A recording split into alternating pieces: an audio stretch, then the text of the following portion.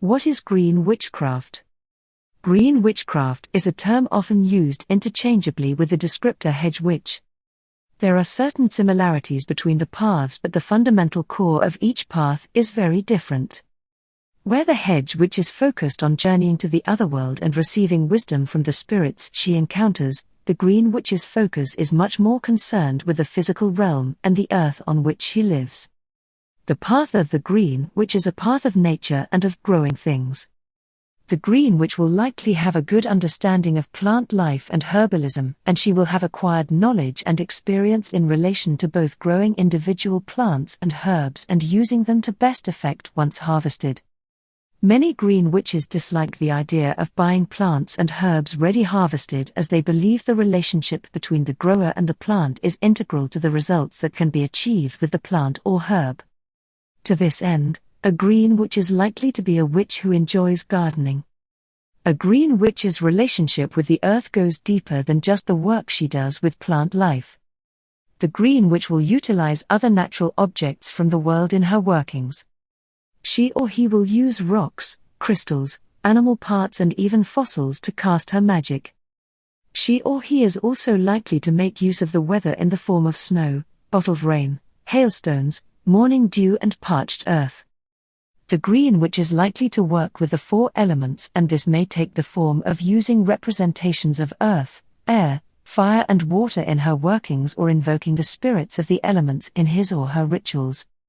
A green witch may not invoke deity depending on her personal conviction.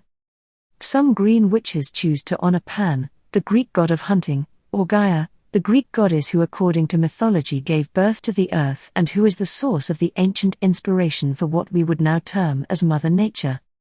It would be incorrect to say that every green witch works with the Fae, but many of them do choose to. Fairies are often viewed as land spirits, and offerings are made to them in return for their help in looking after plots of earth or woodland. A green witch may choose to develop a relationship with the land spirits on the area where she lives or works, and may make gifts of honey or brightly colored ribbon to keep the goodwill of the fairy folk. The environment is an important concern for most green witches. This is true in both the respect of their own immediate personal environment and the state of the earth at large.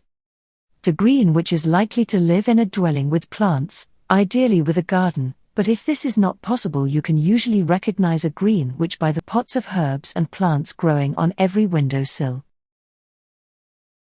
Which will favor natural materials over man-made and use earth-friendly sources of building materials.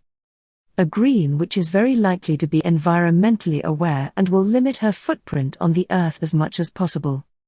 There is an echo of living in simpler times with green witchery, a link back to the traditional witches of old who grew their own produce and who tended their own lands and livestock.